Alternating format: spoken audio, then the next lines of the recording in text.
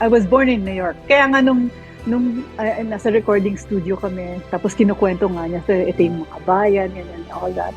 Sinabi ko kay Tito Soto, sabi ko sa kanya, did you know I'm an American citizen? I mean, you know I'm an American citizen, right? And I'm doing this nationalistic song. Sabi niya, I don't care.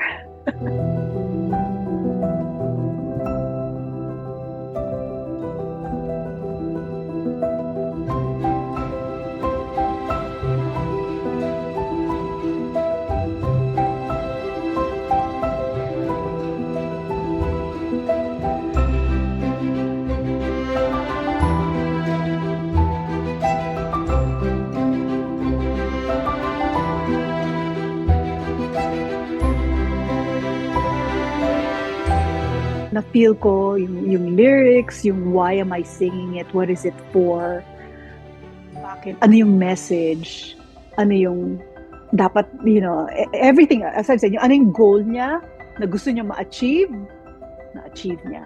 And yes, I felt it. I knew it. I was singing it, I was delivering the song, and I know what it's for.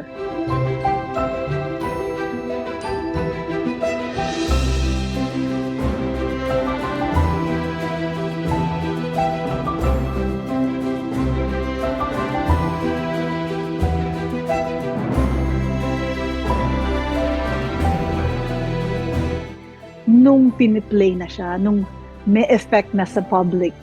And then, yung goal ni Tito Soto when he wrote that song of making it a music that would represent yung historical event, na-achieve na yon. Instrumental ako kasi part ako dun sa plano niya, di ba? Dun ko nakita na, this is really going to be big.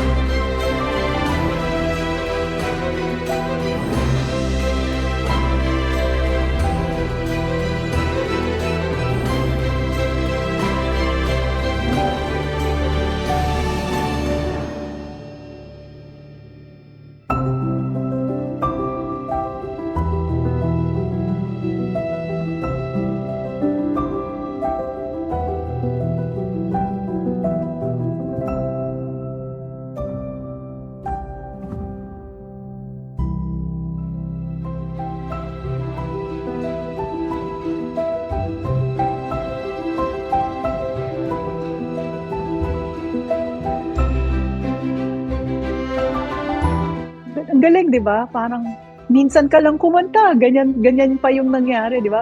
It could have been any song, any love song, di ba? Pwede naman eh. Pero hindi, ito yung naging fake ko. This is what transpired. As I said, minsan ka lang na pinakanta, ito pa yung effect ng isang kanta mo na to this day pinakikinggan pa.